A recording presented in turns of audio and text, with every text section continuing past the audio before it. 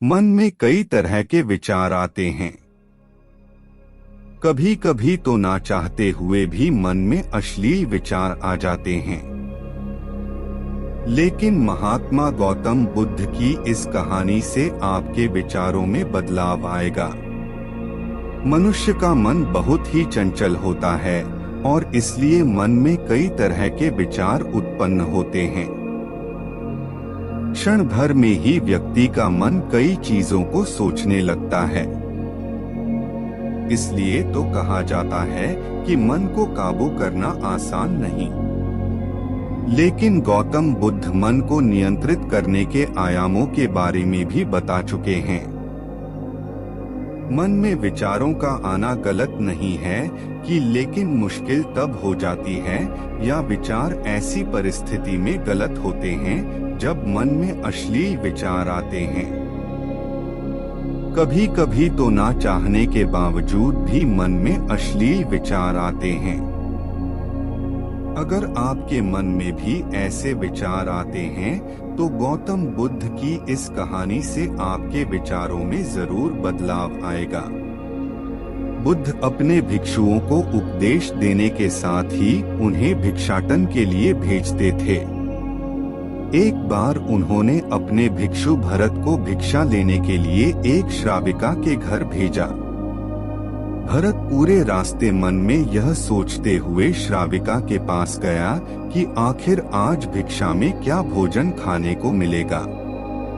क्योंकि भरत चंद्रवंश के राजकुमार थे और बुद्ध के सानिध्य भिक्षु के रूप में दीक्षित हुए थे। हमेशा भरत को महल में खाने के लिए स्वादिष्ट पकवान मिलते थे, लेकिन आज भिक्षा के रूप में उसे जो भी मिलेगा संतुष्ट होना पड़ेगा। श्राविका के घर पहुंचकर भरत ने भिक्षा मांगी। श्राविका ने भरत को बैठने के लिए कहा और भोजन लाने के लिए घर के भीतर चली गई। इधर भरत फिर से अपने प्रिय भोजन के बारे में सोचने लगे और जैसे ही श्राविका भोजन लेकर आई तो भरत अचंभित रह गए। भरत ने देखा कि श्राविका ने उनके लिए उनके पसंदीदा पकवान परोसे हैं और अपने प्रिय भोजन को देखकर वह खुश हो गए। भोजन ग्रहण करते हुए भी भरत सोच रहे थे कि महल में तो उन्हें भोजन के बाद विश्राम करने की आदत है, लेकिन आज उन्हें भोजन के बाद वापस तेज धूप में चलकर आश्रम जाना होगा। लेकिन भोजन के बाद श्राविका ने भरत को कुछ समय के लिए विश्राम करने का आग्रह किया।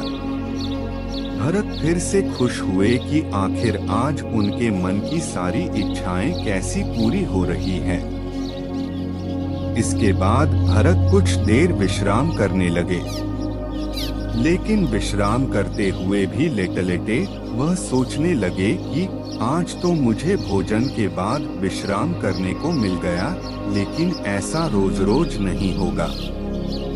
जब भरत विश्राम के बाद उठे तो श्राविका ने कहा कि आप जब तक चाहे यहाँ ठहर सकते हैं। भरत अब समझ गए कि ये कोई संयोग नहीं हो सकता। उन्होंने श्राविका से कहा कि मुझे क्षमा कीजिए, क्या आप मेरा मन पढ़ सकती हैं? श्राविका ने हाँ में उत्तर दिया और कहा कि हाँ, मैं मन पढ़ सकती हूँ। शुरू में यह कठिन था, लेकिन फिर मैंने स्वयं के मन विचारों को देखना शुरू किया। पहले मेरे विचारों की संख्या अनगिनत हुआ करती थी। इसके बाद मैंने विचारों पर ध्यान केंद्रित किया, बिना पक्ष विपक्ष के अपने विचारों को देखने लगी। इस तरह से धीरे धीरे मेरे मन में विचारों की संख्या कम होती गई और सारे व्यर्थ विचार दूर हो गए। इसके बाद से ही मैं दूसरों के मन में चल रहे विचार को पढ़ लेती हूँ। हालांकि श्राविका की बात सुनकर भरत घबरा गए। इसके बाद भरत ने श्राविका से आज्ञा ली और आश्रम के लिए निकल पड़े। रास्ते में भी भरत फिर से मन में आए विचारों का स्मरण करने लगे कि श्राविका के बारे में उसके मन में अश्लील विचार भी आए थे। श्राविका ने उसे भी जान लिया होगा, वह मेरे बारे में क्या सोचती होगी। भरत खुद को लज्जित महसूस कर रहे थे। भरत ने आश्रम पहुंचकर गौतम बुद्ध से कहा कि अब मैं कभी भिक्षाटन के लिए नहीं जाऊंगा। बुद्ध ने भरत को पास बुलाया और कहा कि क्या हुआ है, तुम मुझे सारी व्यथा बताओ। भरत ने सारी बातें बुद्ध को बताई। इसके बाद बुद्ध ने कहा कि अगले 1 हफ्ते तक तुम भिक्षाटन के लिए उसी श्राविका के घर पर जाओगे, लेकिन तुम्हें इस बात का ध्यान रखना होगा कि कल भिक्षाटन के लिए जाते हुए तुम अपने चित्त को पूरे होश में रखना। तुम्हारे भीतर क्या विचार उठे उन पर ध्यान केंद्रित करना और यह भी ध्यान रखना कि तुम्हारे मन में कौन सी वासना उठ रही है। तुम कल इन सभी चीजों को ध्यान में रख कर जाना और इसके बाद मुझे वापस आकर बताना। अगले दिन भरत भिक्षाटन के लिए गए। बुद्ध के बताए अनुसार वह पूरे रास्ते अपने होश को जागृत रखते हुए चल रहे थे।